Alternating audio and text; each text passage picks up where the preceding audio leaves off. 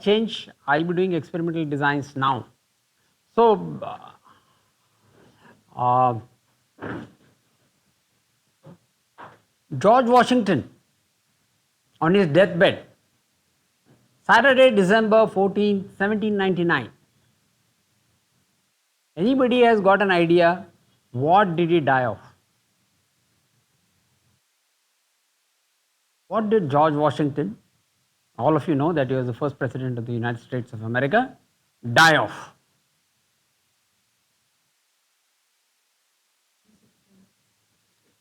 Very good. She said he died because of venesection. He died because of venesection. So what happened is, George Washington, he started developing cough, sore throat, fever, a little bit of congestion in the chest. And in those days, the theory was that all this was caused by congestion. And to relieve the congestion, they used to bleed the people. They used to do bleeding. So he called his overseer, that is one who looks after his horses, and that chap bled him. Not relieved. Then two president's physicians came, and they also bled. About 1.5 liters to 2 liters blood he lost, died. So at that time, see, that is what we say, what bloody fools they were. Maybe after 100 years people will say what bloody fools we were. It is the state of knowledge. It's the state of knowledge that you are having at that particular given time.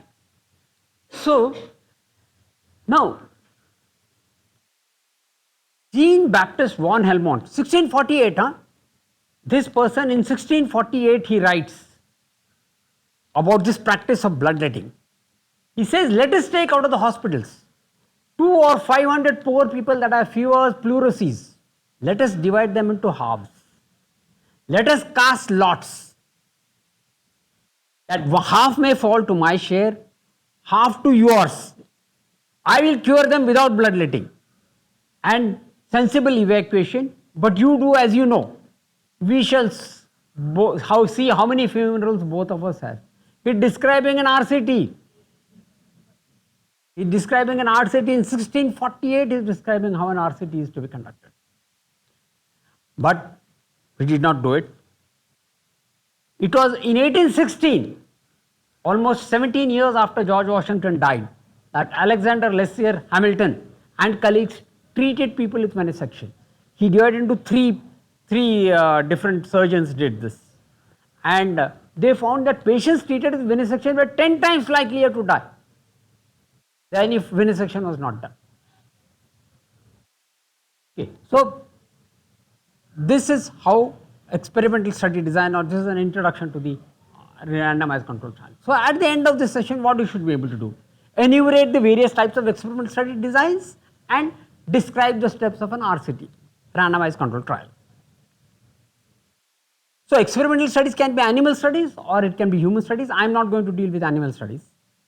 So any famous experiments in humans you are aware of? Humans. Any famous experiments in humans? Vaccination. Advajana. Yeah. Any name or something like that? Just to make it more interesting, that is all. Yeah. Any other trials that you are aware of? COX-2 inhibitors. COX-2. COX-2 inhibitors, yeah. Or H. pylori infection, where he himself took that and got the Nobel Prize for it. Okay, I forget the name. Okay, so some of the famous, or James Lind and scurvy. His this thing of giving limes to lemon juice for scurvy. Of course, many of the trials which they carried out would not be permitted today. Your ethics committee would not allow those trials to carry on. Okay, so many of the advances that have taken place, in hindsight we say that they were probably not conducted properly. Okay, in the light of the evidence that we have got, but it was those days. Okay, so you've got randomized control trials, you've got non-randomized control trials. One thing that you must remember in all experimental studies, ethical considerations must be kept topmost in mind. That is what you should remember. You will have a separate session on ethics, ethics in research, but you must keep this in mind. Now, when is a clinical trial indicated? So, it is indicated when clinical trials are expensive, they are time consuming and may expose people to harm. So, if you want to conduct a clinical trial, then there must be some evidence that the thing works, that the given intervention works. You must have some evidence regarding that. If you don't have evidence, then don't do a clinical trial. So, either a case control study or a cohort study, some study that says that this intervention works. There must be uncertainty. That means you must, if you have got 2 or 3 this thing, oh, I don't know which is better. If you know that one drug is better than the other, you cannot have a trial, because it is unethical to give the inferior drug or the inferior method of treatment. So, there must be a little uncertainty. Then only a trial is indicated, otherwise you cannot have a clinical trial. And you have addressed all ethical concerns. So, then only you can do a clinical trial. Okay. So, this is when a clinical trial is indicated. And the ethics committee asks you these questions. As members of ethics committee, you should ask these questions. Again, same thing. So, but we will concentrate on this side now. So, did the investigator assign exposure? Experimental study. Then, is there a random allocation? Yes, randomized control study. Otherwise, if it is no, it is a non-randomized control trial. Okay, it's a non-randomized control trial. Now, you can have intervention on persons with disease, then it becomes clinical trial. If you have got healthy people, then it can be a field trial, or it can be a risk factor trial. For example, I am using fluoridated toothpaste in the community, healthy people, for prevention of dental caries. It's a field trial. Or I can have a risk factor trial. I can have a risk factor trial on diet, for example. One particular type of diet, or adding something to the diet, removing something from the diet, physical exercise. So, these are people who are healthy. In the healthy people you are doing it. So, you can have a community trial for that. Now, in the RCT, you can have a randomized control trial, you can also have a crossover. You can have a crossover trial. That is, if treatment A and B are initially given to the groups, later on they crossover. The first group gets B and the other group gets A. These are called as crossover trials. What are the alternatives to RCT? One is the historical controls or non-current controls. What I mean, what basically this means is, it's an Angrezi to tell you that I am just doing one group. I am just doing one group. And I am comparing it with somebody else has done a study before with some other drug, and I am saying, oh, my drug, my results are better than that. I am doing historical, published. मैं सिर्फ एक ही group कर रहा हूँ. And I am comparing with somebody else who has done. Got it? So that is what is called a historical or non-controlled. So upon before after studies करते नहीं है क्या? We just do before after studies with one drug or with one this thing only in one group. That is called as a quasi experimental study. Okay, and you can have uncontrolled studies, before and after studies. They are uncontrolled. Okay, so this can be the question that usually the ethics committee asks you is, if you have got just one drug, and you say that I am going to do a drug, and you say that हमारे पास पैसे कम है तो हम सिर्फ एक ही drug रख रहे हैं. The question the ethics committee asks you is, how do I know that your drug is active? It may be because otherwise also the patient would have become better. You need comparison. So ideally, if you have got a comparison, it is better. Ideally, if you have got a comparison, it is better. If you don't have, then you will go just for a quasi-randomized. That before after. Quasi-randomized is before after. Single drug before after is quasi-randomized. Quasi-experimental. My fault. Quasi-experimental study is before after. A experimental group, classical experimental study has got a comparison group. A classical experimental study has got a comparison group. Okay, so that you can compare. both the things that are there. Phases of trials. Okay, may not be applicable to most of you, but just to remember, these are not what you are going to do, but what the uh, companies do before the drug goes to trial. First is pre-phase 1, that is animal studies.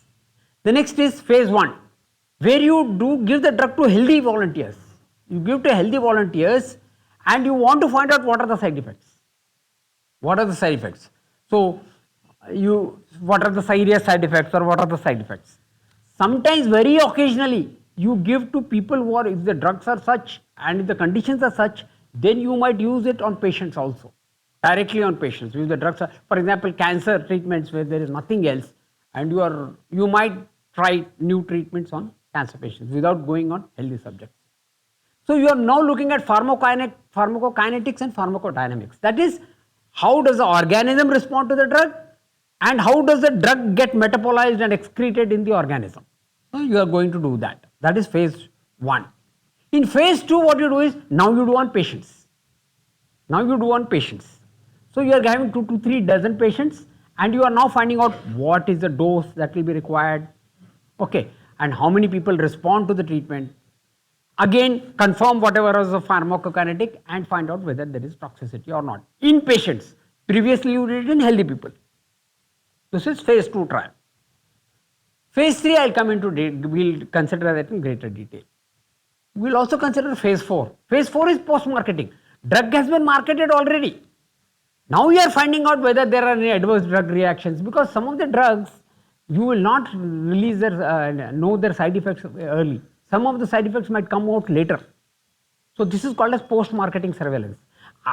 Even in our college has got a adverse drug monitoring. The pharmacology department has got an adverse drug monitoring cell, where actually we are supposed to report. That is our problem, as Indians we don't report. Our reporting system is bad. In the Western countries, you take the COVID vaccine. COVID vaccine का जो Western countries में जो adverse effects है, they are much more reported than in our country. I know of personal instances where relatives of people have died because of thromboembolic episodes following vaccination, not reported to the adverse drug. We have to report. Whatever is this thing. It may be linked, it may not be linked. It may not be because of the vaccine. But if it is there, one has got to report. What is this? Yeah. So you have got important side effects, interaction with drugs, economics, effects in very young, very old, comorbidity, and so on and so forth. Now we come to the phase 3 trials. This is the consort diagram. So whenever you may do a clinical trial, you are supposed to if you are going to publish it, you have to have a consort diagram. The consort statement gives you the guidelines for publishing trials, clinical trials. So I'll just blow this up. So this is the Annals of Internal Medicine. So for example, let us say you have got a drug. So standard regimen 1 and 2 fixed drug regimen the 1 and 2 step dose. This is treatment for in HIV for pneumocystis carinii, for neuropsychiatric this thing and all that. Then protocol violation, 2 people left, 4 people left. So analyze for adverse events. 1 developed rash, 1 developed this thing. 50 में से 1 निकाल दिया 49. Then rash week 3 में ये लग गए, week 4 में ये गए. So at the end, how many were left? 47 and 37. So at each stage, how many people were lost to follow up? How many people developed adverse drug reactions? Everything is clearly laid out. Just say at the end of the trial, only this much out of the initial 60 people, only 47 were left. Without giving details, you have to give details, and everything has to be given. So this is called as the consort diagram. So what are the steps? First is select your participants. Once you have selected the participants, you have to measure the baseline variables. What you want, either to find out the effect of the drug or to look at other parameters. to look at other parameters. For example, one of the side effects of a drug can be increase in weight. So you are having a follow up of weight also. There might be change in liver enzymes. So you are measuring liver enzymes also. Your outcome might be change relief of pain. So you have measured baseline pain and you are measuring afterwards also pain. So you are measuring the baseline variables. After that you do randomization, then you do applying the intervention, then follow up and adherence to the protocol, measure the outcome, analysis and monitoring. We will consider each of them separately. So selecting the participants. Whom do we want to select? So entry criteria, so you have to optimize the rate of primary outcome. Whenever you do statistical analysis of any trial that you are going to have, this thing is the event has to occur or the event should not occur. That means cure has to occur, cure should not occur. Suppose you have done a large trial and you have got one cure in one and 3 cures in the other, you may not come to any conclusion. It is very difficult to conclusion. So your event has got more chances of occurring. Your cure or whatever has to happen has to have more chances of occurring. So you have to see that you have to select such patients that they are likely to show the demonstrate the effect. Okay, so that is what you have to do, optimize. Do not have too many exclusion criteria. I'll exclude this also, I'll exclude that also, कोई भी नहीं मिलेगा आपको ultimately. So you look at how you can maximize people that can be included in your trial. Of course, if the person is not fit to be included in the trial, then exclude. But you do not have too many exclusions. Sample size calculation, that will be dealt with you, but you have to calculate sample size. And you have to, when you are when you are publishing your study, you have to say how you have calculated the sample size. ये post hoc नहीं करना है, यार मेरे को इतने ही patient मिले थे, अब ये करके बता मेरे को कैलकुलेशन की कैसा हुआ. Post hoc sample size calculation cannot be done, but post hoc power can be done. That given my sample size that I had got, my study had this much power. That is not unethical. That you are just telling this was my power of my study. That you can tell. Okay. Now measure baseline variables. Tracking information, very important, especially if your patients are going away somewhere. What is their mobile number? What is their address? Alternate mobile number. Email address. Take that tracking information you must have and check it whether you are able to contact them on that. So tracking information is important. Then describe the participant. All those male, female, age, whatever socio-demographic characteristics, religion, family size, whatever you want to study. Okay, and severity of the disease. Then measure the risk factors. Some depends. Suppose you are doing some study which has got associated risk factors, then measure the risk factors. Suppose I am doing a study on IHD and I am looking at side by side, I am looking at blood pressure, serum, I am looking at lipids, I am looking at the kidney status, then I have to measure that. No?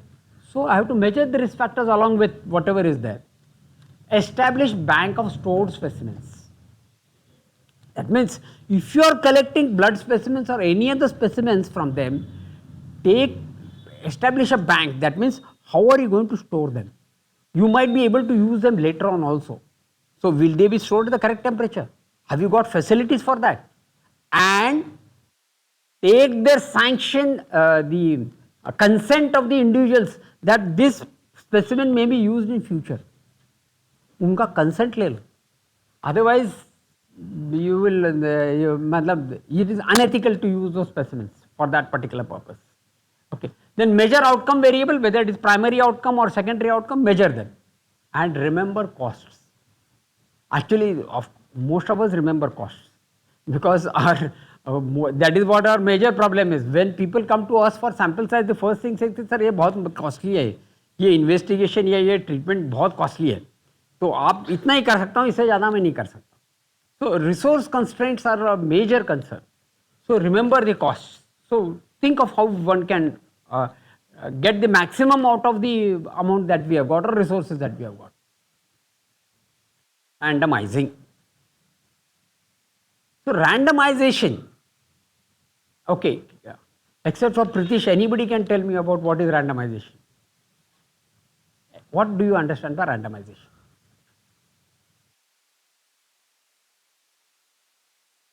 giving them in different groups. Yeah. Anybody else? Equal chance. So he has brought out another important this thing, that they have got equal or known chance of being selected, equal chance of being selected to either of the two groups. Okay. There is no bias. She has brought out an important point, that there should be no bias. There is no bias. Okay. So the randomization is very important. So randomization is random allocation. Once your groups are selected, then you allocate, and that allocation is not in your hands. Let us say I say I will take every alternate patient, alternate person goes to treatment A, treatment B. Is it okay? Yes or no? It is okay. Anybody who says no? Okay, how many of you say yes? Please raise your hands. How many of you say alternate patient लेना ठीक ठाक है? How many of you say no? The rest all are uncommitted. This is our curse in when you are when you are taking sessions. Most do not want to comment. They just want to भैया मेरा कोई comment नहीं देना. We should, that is, see, the very, this thing of learning is give whatever comes to your mind, say whatever comes to your mind. Alternate is not okay, because suppose treatment A वाला अभी जो patient है treatment A, I know the next person is treatment B. So I feel that treatment A, treatment B is ऐसे ही फालतू है, तो मैं क्या करता हूँ, जो severe condition है ऐसे उसको treatment B में डाल देता हूँ. When it should be equal, when there should be unbiased होना चाहिए. So that's why alternate treatment is not correct. Ideally, you should not have alternate treatment, because the investigator knows who is going to get the next treatment. Shouldn't know. Yes, very right. So investigator should not know. So investigator के हाथ में कुछ नहीं है. The person does not know कि भैया वो इस ग्रुप में जा रहा है क्या उस ग्रुप में जा रहा है. Okay, right. One famous example that Banerjee has gives and used to give from this thing is Sholay वाला, कि जो ऐसा घुमाता है गोली डाल करके, जब घुमाता है मेरे को नहीं पता है, मतलब इसमें गोली किस चेंबर में है मेरे को नहीं पता है. Randomization. So equal or 1/6, if it is 6 cylinders, 1/6 chance that the person is going to die. So it can be, it is impartial. So you don't know who is going to get what. Very, अरे त्याला झूम meeting संपला म्हणून सांग, ते काय असेल ते.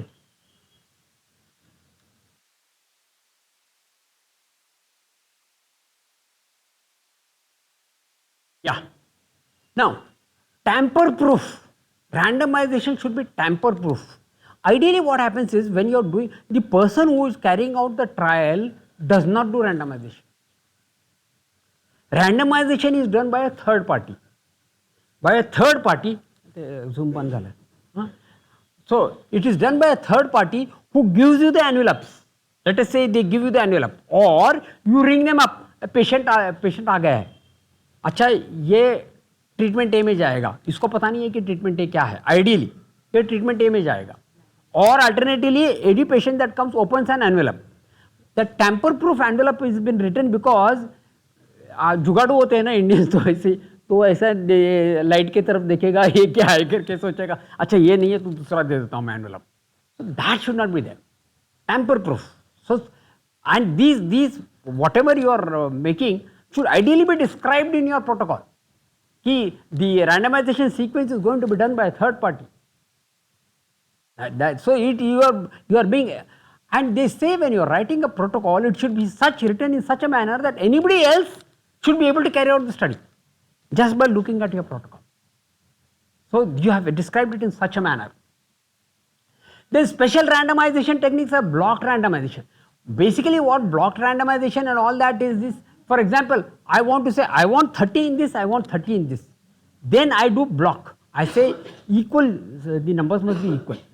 Or let us say I say that I don't know, let me make them in blocks of 6 so that I don't have to, everybody in one group comes at later stage. So I say given a set of 6 patients, I want equal 3. Whatever sequence that comes, then next block of 6, then next block of 6, depending on. So there are techniques for that. You got block randomization techniques also, and there are computer generated sequences which will give you all the block randomization and all that. Okay. So, and stratified block randomization. For example, I want to say I want to stratify them mild, moderate, severe. I want mild, moderate, severe, and I want them equally between the two groups. I can do that also.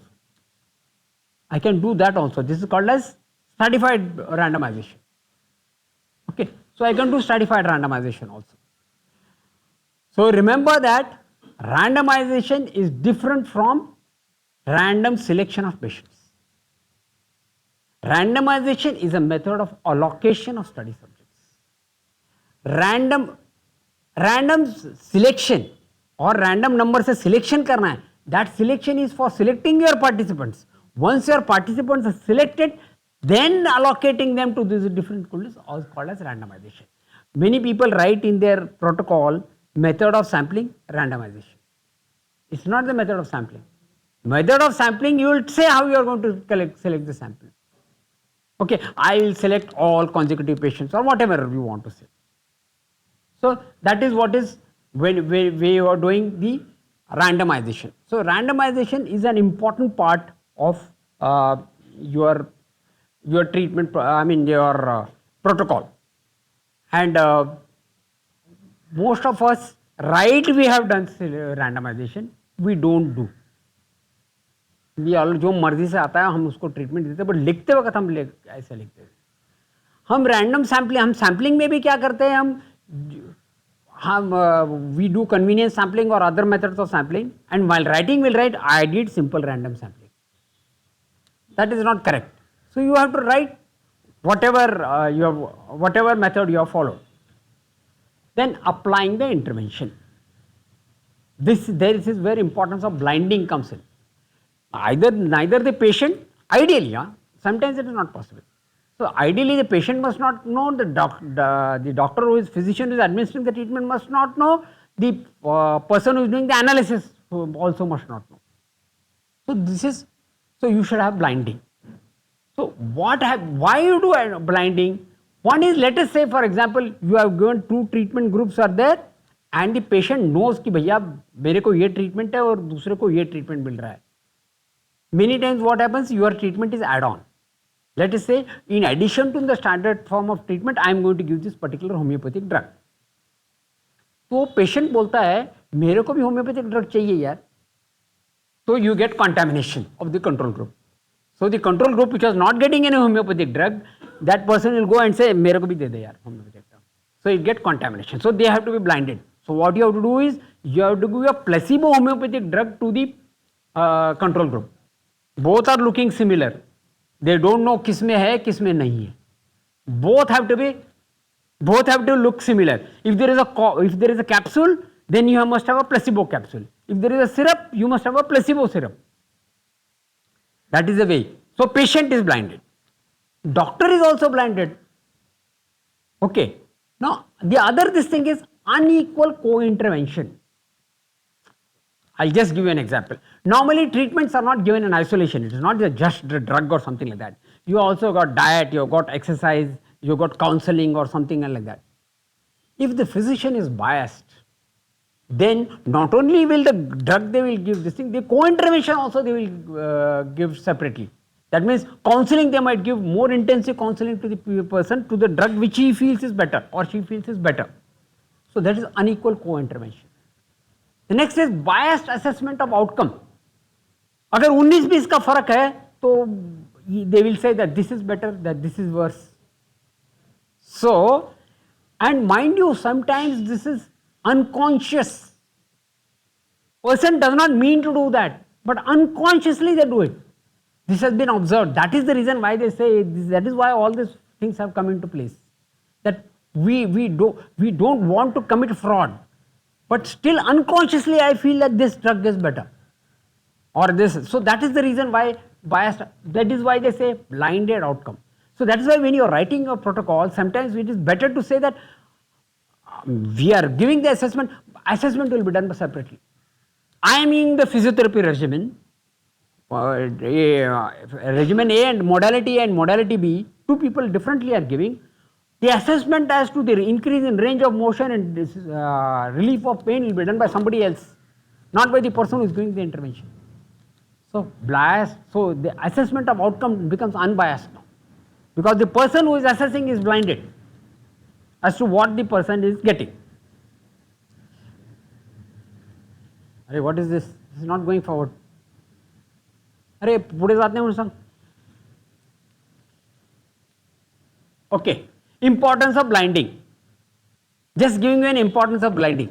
For common cold, they did a study on blinding in common cold, and they found that people who were given placebo and were blinded said 6.3 days. Oh sorry. And if they were not blinded, they were 8.6 days. That means अगर मेरे को पता है कि मेरे को placebo मिल रहा है तो मेरे को 8.6 डेज फीवर कोल्ड लास्ट करता है. अगर मेरे को पता नहीं है तो 6.3 डेज लास्ट करता है. That means this placebo effect that you come to know, and with ascorbic acid blinded subject was 6.5. Once they knew that it was vitamin C, they had less duration. So this was the placebo effect coming to be. So that is the importance of blinding. If you know that you are getting something extra, you become well before. That is why you have to blind people. Who should be blinded? I told you it depends. Sometimes you can't blind. Sometimes you can't blind. It becomes difficult. For example, if you are doing let's say casts to somebody and then you are doing an operation on somebody, it's difficult to blind. It's difficult to blind. Though people have done blinding in this also. I am blinding and they have done sham operations. Internal mammary artery ligations. Initially it was thought, oh, this is a wonder thing that has come and relief of pain in ischemic heart disease and all that. So then what they did is internal mammary artery, they did one group open internal mammary artery ligation, to the other just and closed it without doing ligation, and they found no difference between the two groups. So that is where you come to know that what really works and what does not really work. So who should be blinded? We have told. So single blinding, double blinding, triple blinding.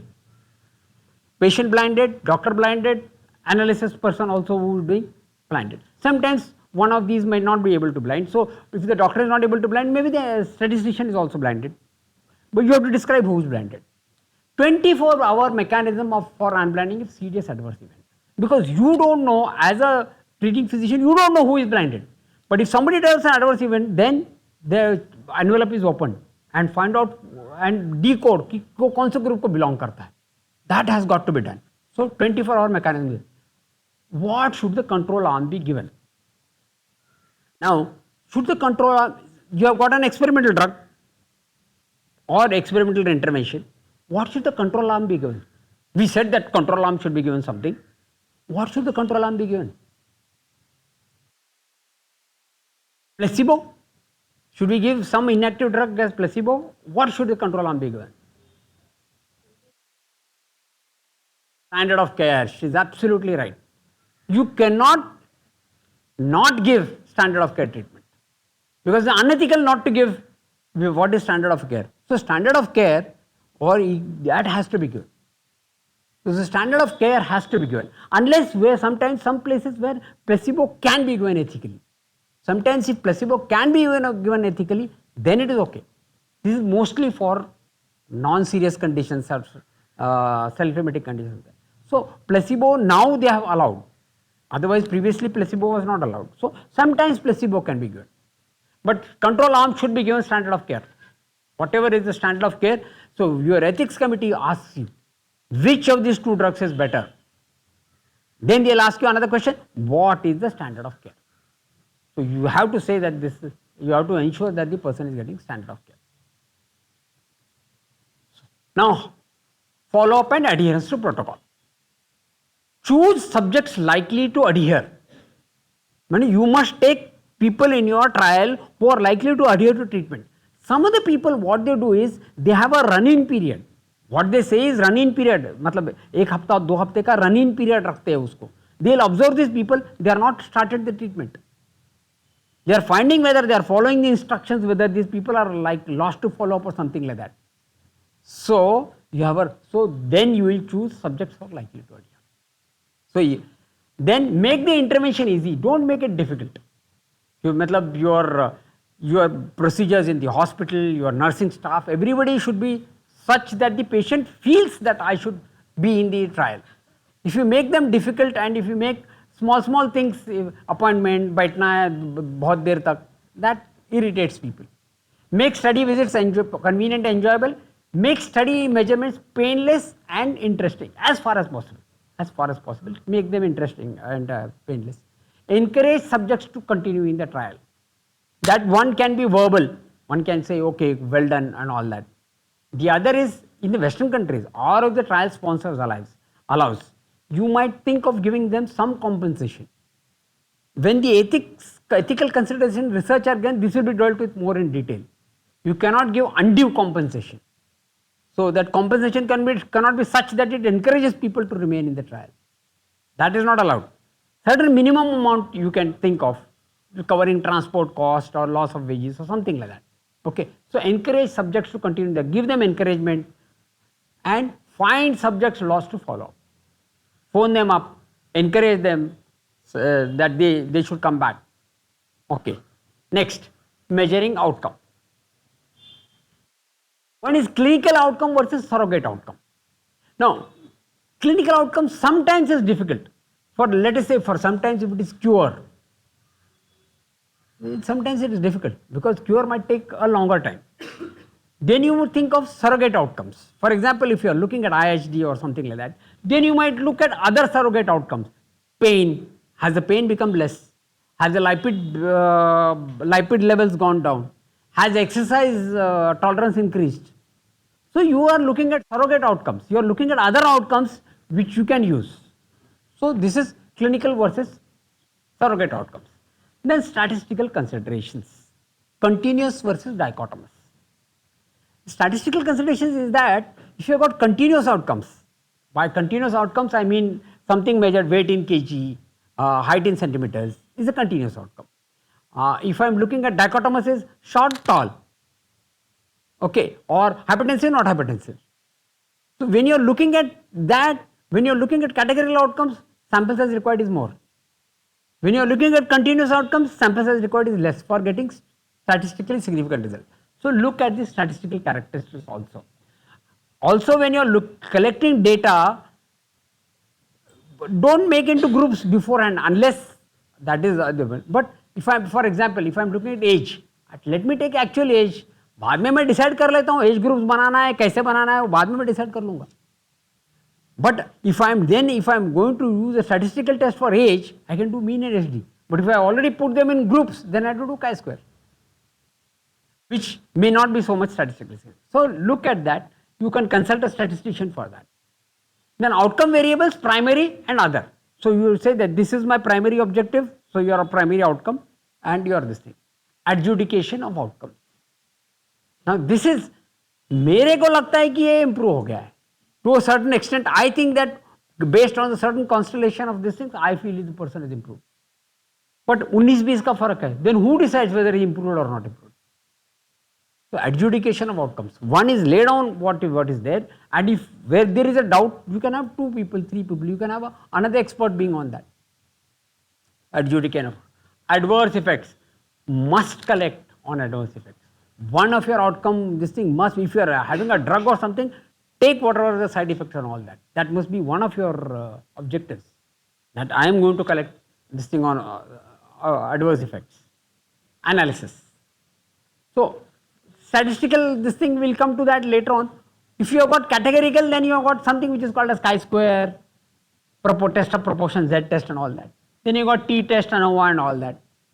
Suppose you are doing with survival, then survival analysis. For example, pain-free, how much has the person been pain-free or recurrence-free or metastasis-free, something like that. So that is called as survival analysis.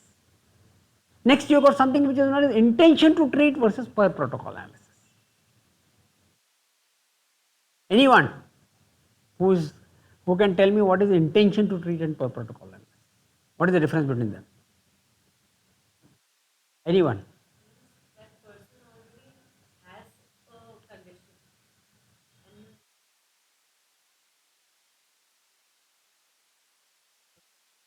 Okay. condition.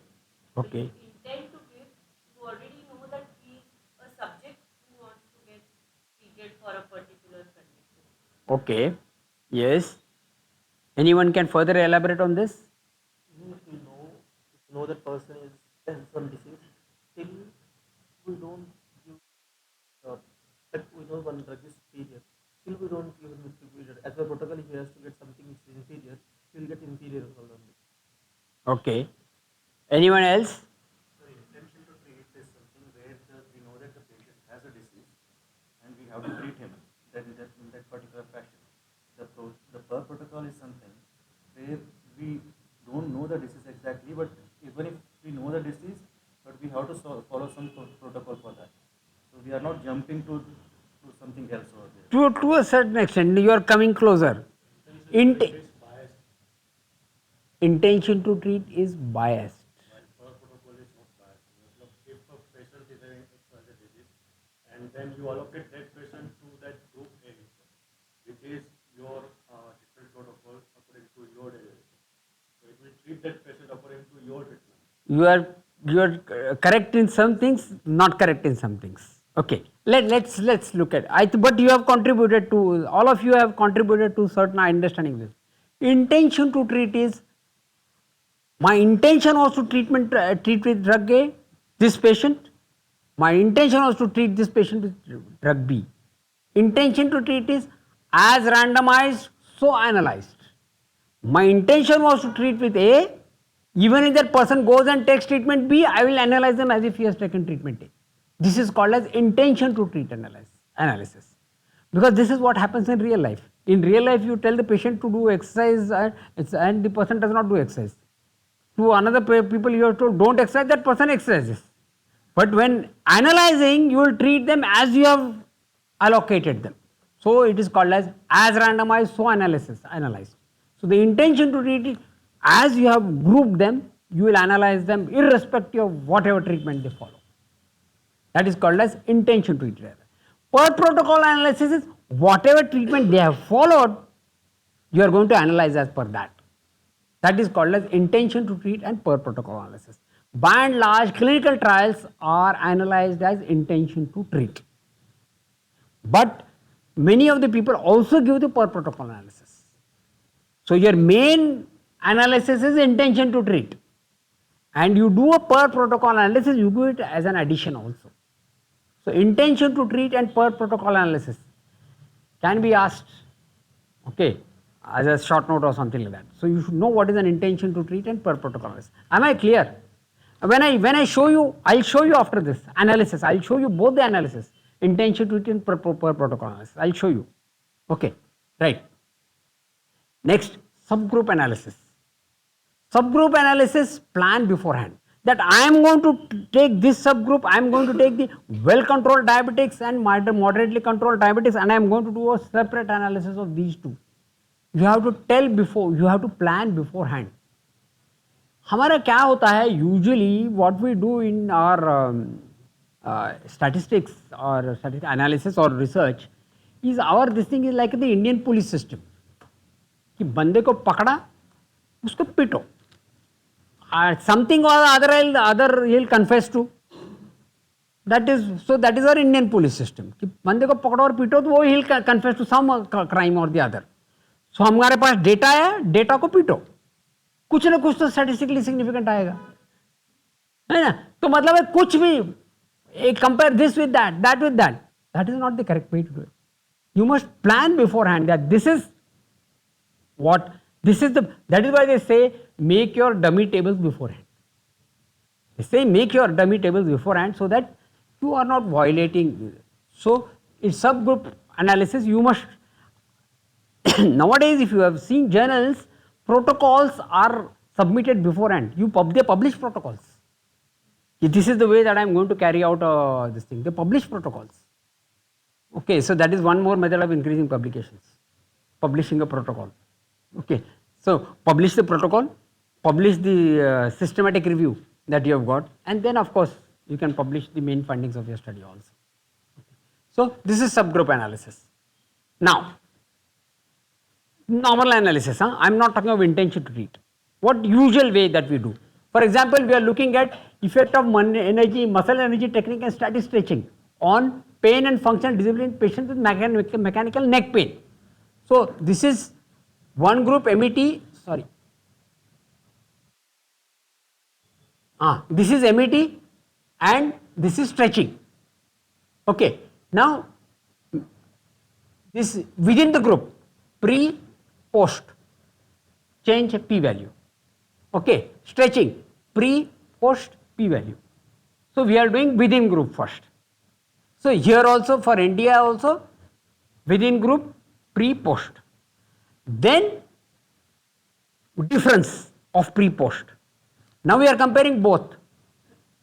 So this is the difference in MET, this is the difference between pre and post of this. Now I do a test on this. This is how you compare. Improvement in one group is compared with the improvement in the other group. Okay. Let's see, nothing great about it. This is what we usually do. Okay. Now we come to per protocol and intention to treat analysis. So this is a 2-year mortality between carotid bypass surgery and medical treatment. Carotid bypass surgery and medical treatment. So randomly allocated 373 people to medical treatment, 395 to surgical treatment. Out of that, those who stuck with the treatment were 323. These 50 people switched to surgery. Out of these, 26 people switched to medical treatment. Okay. Now, when I am analyzing as intention to treat analysis, I will say 29 people died in this group, 29 upon 373, intention to treat analysis. Okay, and 21 upon 395, mortality rate here and mortality rate there. So irrespective of whether they have taken medicine or surgery, I am analyzing as intention to treat. This is intention to treat analysis. Now we come to per protocol analysis. In per protocol analysis, medical treatment कितनों को था? 326 plus 20, 323 plus 26. How many died? 27 plus 6. So I do as per as, this is per protocol analysis, what they actually followed. So you give both the analysis, but the intention to treat is the primary method of analysis. Understood? Intention to treat is the primary method of analysis. Yeah. That is what is real life. That is, there is no bias in this. You have already told beforehand that this is the way that I am going to analyze. And you are also giving a per protocol analysis. You are giving that if you followed these many people followed the protocol, also in this thing, how many people deviated from the protocol? That also percentage. If a lot of significant people deviated from the protocol, then that is one thing, then you will have to think of the whole experiment whether it was carried out properly or not. If a lot of people have loss to follow up hai, for example, in one particular group the loss to follow up is less, the other particular group loss to follow up is more, then you will have to think of why there is loss to follow up. Okay, so all these things come into consideration. The entire thing, think of, by and large, intention to treat is as randomized, so analyzed. Per protocol analysis is whatever protocol is being followed, irrespective of what they were analyzed to, then it is called as per protocol analysis. Clear? Intention to treat and per protocol analysis, that's the way, as randomized, so analyzed. Now, so if you look at intention to treat analysis, you look that there is no statistically significant difference between the two in intention to treat analysis. If I took as a per protocol analysis, you are finding that there is a statistically significant difference. If you cherry pick the evidence, you are finding that as treated, per protocol analysis, this is per protocol analysis. Per protocol analysis, you are finding that statistically significant difference. But when you do an intention to treat, there is no difference between the two. Okay, there is no difference between the two. That is why you have to give both the analysis separately. These are the guidelines. For experimental studies, these are the guidelines. That the primary method of analysis in experimental studies is intention to treat analysis. Okay, and then you can add per protocol analysis if required. Okay. Now, the other thing, something known as number needed to treat. Number needed to treat. अभी हमारा क्या problem क्या है doctor लोगों का कि most of us doctors have come to the health sciences because we hated maths. इधर इधर आके पता चला कि साला ये मैथ्स का पीछा तो छूटता ही नहीं है. Okay. To make it easier for doctors to understand, there is something which is known as number needed to treat, which becomes easier to understand. So let us look at, for example, let's look at statins for people with low cholesterol but elevated C-reactive protein.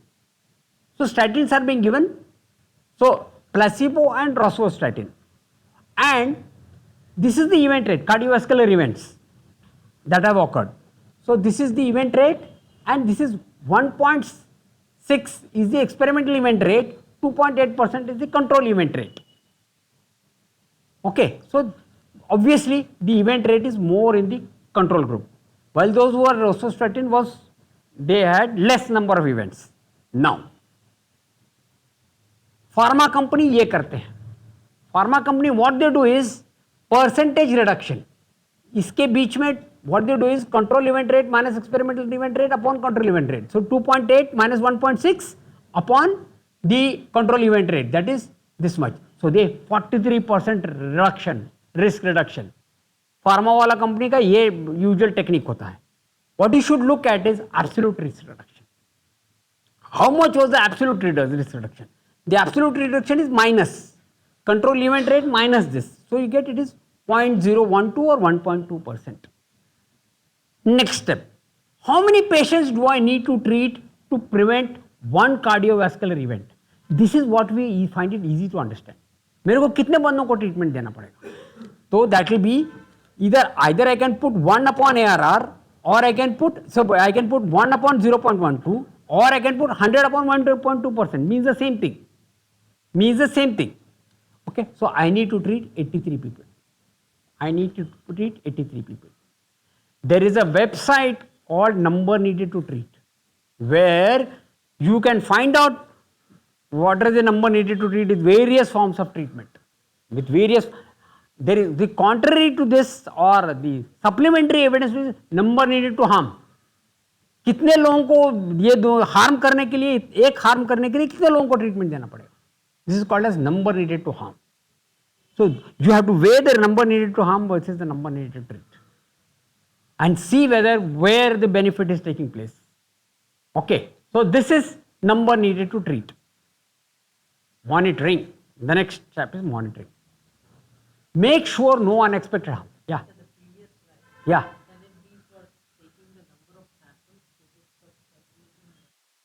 Number of samples, number of people, number needed to treat. What we are looking at, how many people do I need to treat to reduce one cardiovascular event? Let's say one heart attack or one stroke. How many people do I need to treat to prevent one? I'll need to treat 83 people to prevent one stroke. So then I'll have to look at later on, how much money is it going to cost me? So as a health administrator, I'll say, कितना पैसा दूंगा तुम? Can I save more lives with, let's say, using, let's say, homeopathic medication for prevention of COVID? Prevention of COVID तो कुछ किसी का भी काम नहीं करता. All of them are equally useless.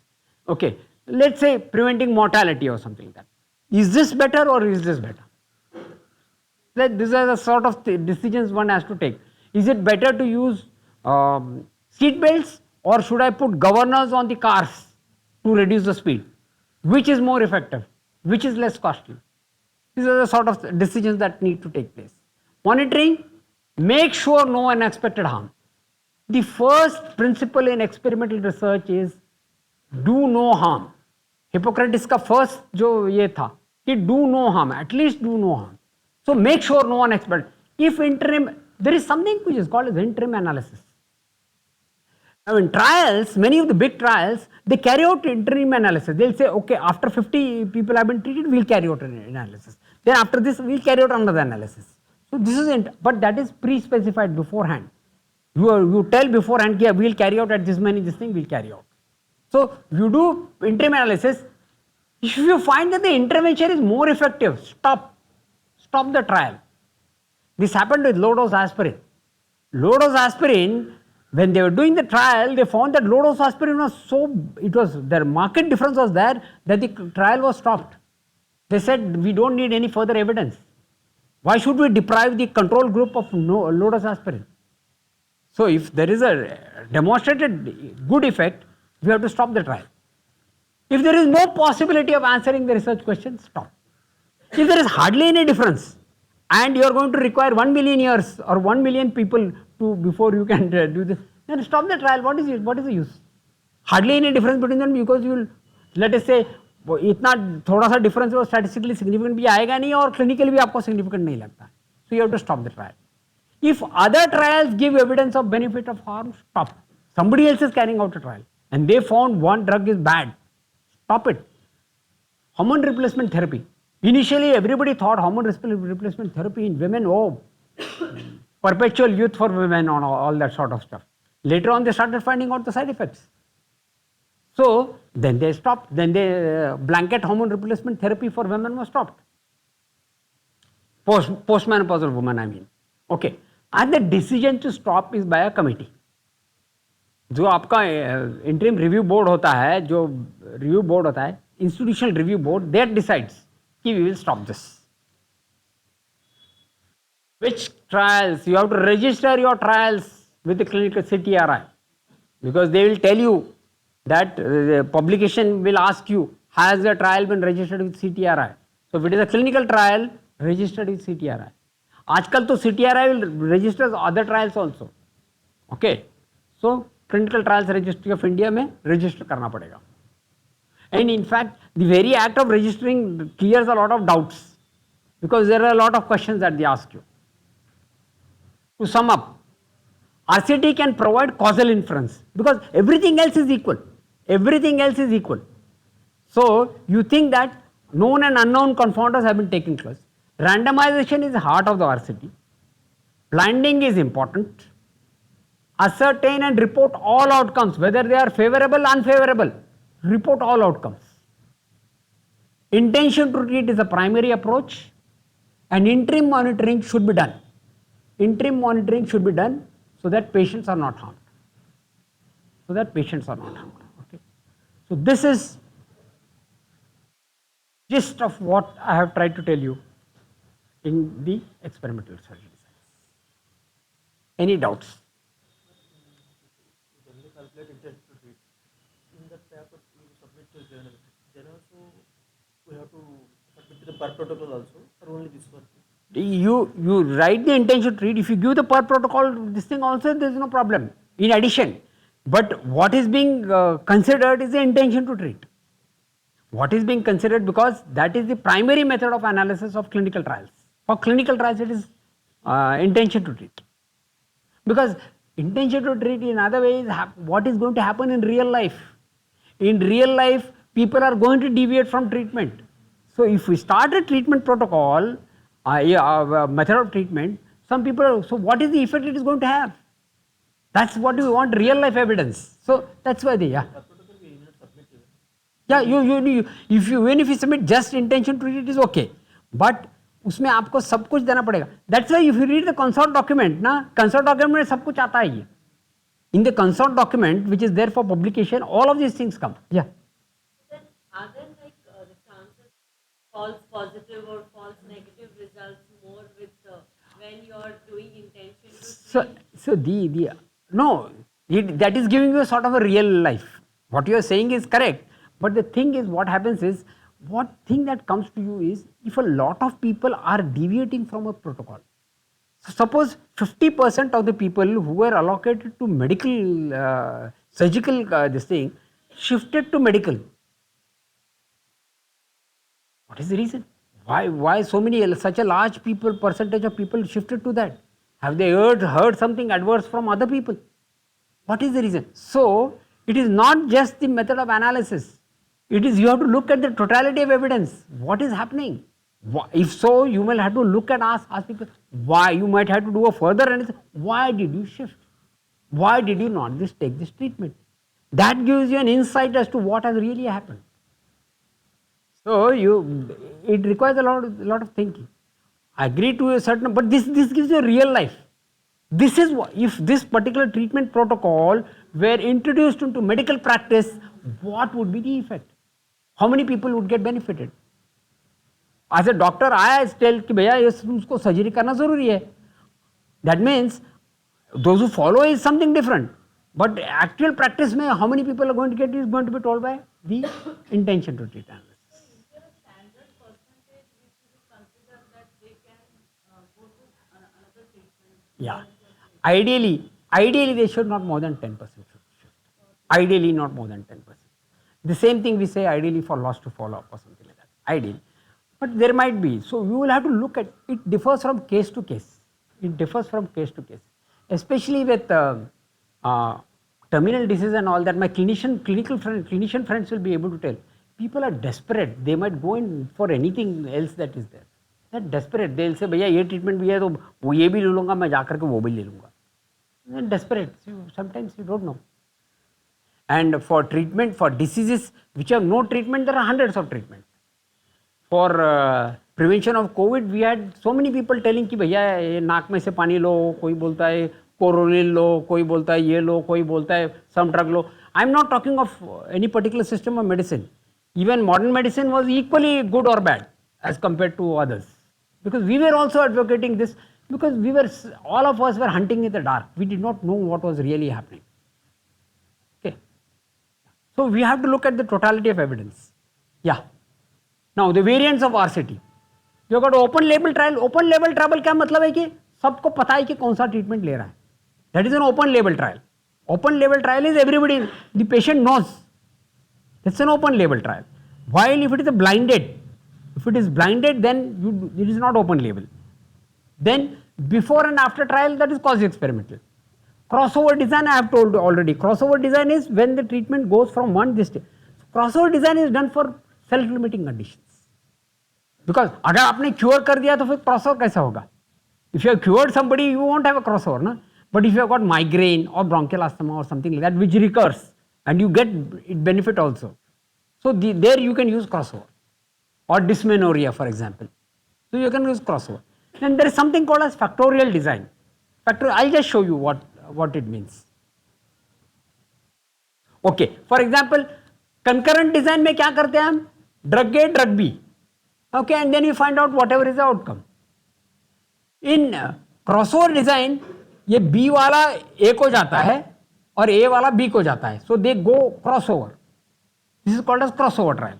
When this crosses over to this and that crosses over to this. This is a crossover trial.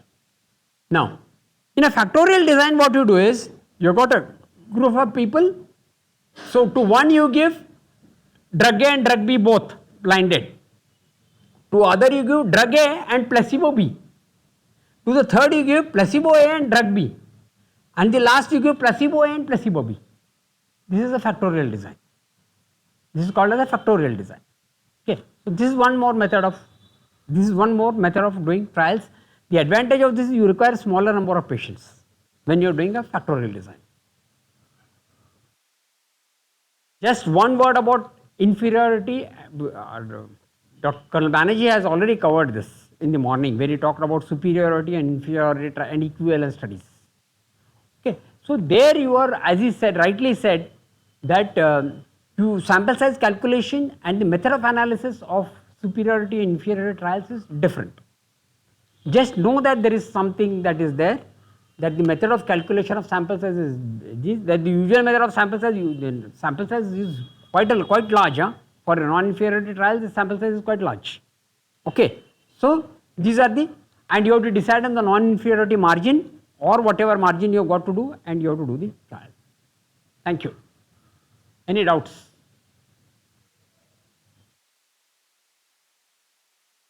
What is the question that you can get? And this is one is a generalized, or he can ask you in your particular branch, design an intervention study for whatever condition you want. Design an intervention study, lay down the protocol. That is, lay down a protocol for this thing. What are your aims and objectives? What are your materials and methods? Okay, and what is your how you are going to calculate the sample size, and what is your uh, material methods are there, and what is the method of analysis that you are going to do. Method of analysis that you are going to do. That in short, that is what. Okay. The other thing is, don't get scared by all this test rush and all that. Most of us, ideally, if left to us, we would not have asked any test. I mean, that is not in our hands, because that is in real life we don't do that. In real life we do practice. In real life, for example, if I was to ask you a statistical thing, I would give you data and ask you to analyze the data and use any method that you want. Go online, no problem. Go online, go see whatever, seek whatever help you want and do that. In fact, this is what we are now starting for our postgraduates. For our postgraduates, we are going to give community medicine. Statistical data set देंगे, you go online, you do anything. You analyze and show me the, interpret the data. That is the way that we are going to do it, because we try to simulate real life situations. Yeah, any doubts of anything that you have got about experimental studies? Anybody? Yeah, I think We should register in vitro studies also now. And previously it's only clinical. Now, if you are doing some in vitro study also, we should register. in vitro studies I am not aware. Okay, so I won't be able to tell you about in vitro studies. I think my colleagues from dental, do you study in vitro studies? Do you register with CTRI? I don't know. I don't know. I not for in vitro, no, because I claim ignorance on this. Because that question never popped up to me up till now. Only for clinical, also for, they have said for epidemiological study designs, observation study designs, also you can register. I am carrying out a survey. I can still register if I want. Okay, because they just want to increase the scientific credibility of your research. Can anyone tell me why this registration has come into effect? To a certain extent, why? That is one, to prevent plagiarism. What else? Not to repeat the same thing again and again. Not to repeat the same thing again and again. Yeah. Anything else? Fake studies. Yeah. So you are registered. Also, people never published. Suppose your drug A and drug B you have compared, and drug A has not been found to be useful. Does not get published. But here at least there that this trial was carried out. So usually favorable studies get published. At least the protocols are there on the this thing, that this was a study that was carried out. And suppose tomorrow I am going to carry out a meta-analysis. I might also look at protocols and I might go and ask the author, तुमको क्या मिला था यार? Because maybe his study would have got rejected. Pharma wala are controlling a lot of things now. They are controlling the publications also. They are controlling the publications also. So there are more chances of this thing getting published. And this has been acknowledged by all top journals in the world, that pharma has infiltrated a lot of places. Okay, I think, thank you.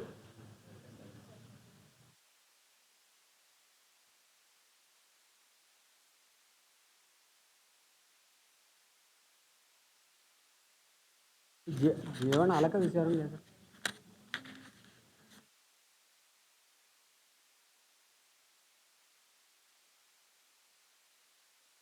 As possible, I don't know whether whatever session I have taken, I will give you the writing. There is a disaster writing.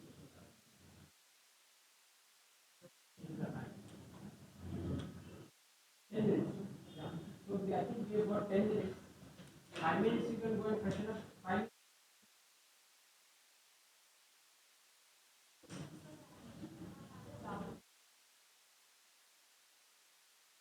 Somebody need to treat.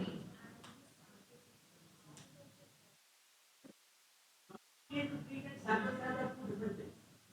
Sample size is a number that you require to start your study. That for achieving my objective, for stating that this modality of treatment is better than this modality.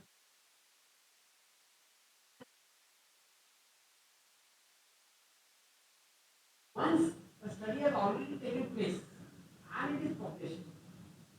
based upon the event, experimental event rate and the control event rate, how many patients do I need to treat in practice, in day-to-day clinical practice, to achieve that, to reduce one. For example, how many immunizations, measles immunizations do I need to give to prevent one case of measles?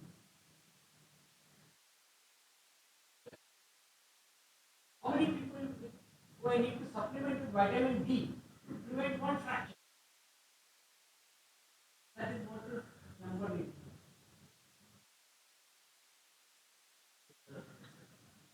One by era, absolutely correct. One by era. Number need to answer. What you say, please.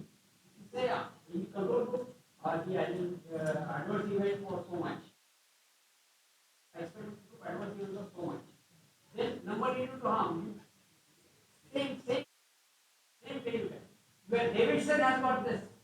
Davidson's textbook of medicine in the first few pages has got number need to got. Or undergraduates, if they read Davidson, they know.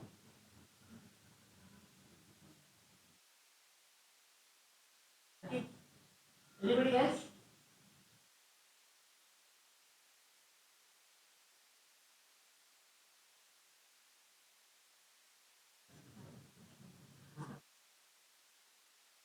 Well, software is already available. They might require Wi-Fi for their literature search. Their literature, I don't know.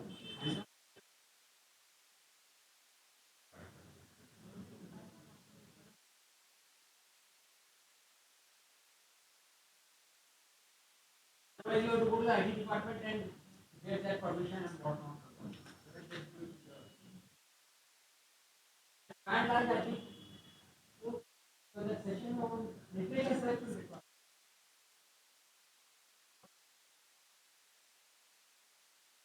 We asked about this thing. MacBook is most of the software are made for political writers. There are because so on and so forth. MacBook there are software, but we are not. We have got software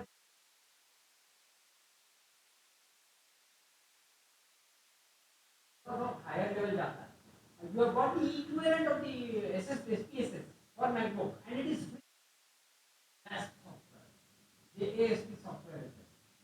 The equivalent of the it uses R. It uses R. Use it. And now I'm going to use it because I'm going to use it for pattern analysis. Better features than SPSS. Better features than SPSS. So JASP. You can download, but we will not be telling that. We will be telling most of the things. Don't worry. Software, we will be telling you only of this software. There is one more software.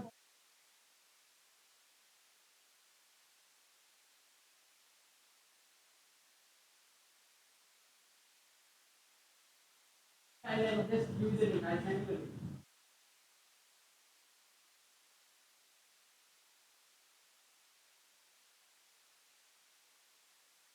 The thing is, पता होना चाहिए कि मेरे को statistician को क्या पता है. जो statistician आप like branding का पंगा है, ये पूजा करना पड़ेगा तो ये ठीक होगा. So you must know कि भैया this is not a major concern, and sometimes they don't clinical knowledge altogether.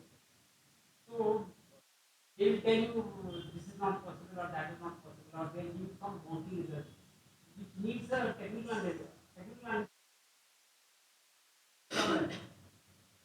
Just have, we always say a doctor who knows a little bit of statistics is better than a statistician who knows nothing of it. So that's the not much of statistical analysis. Calculation and all that we show you. Something which you sometimes need, and your students also need.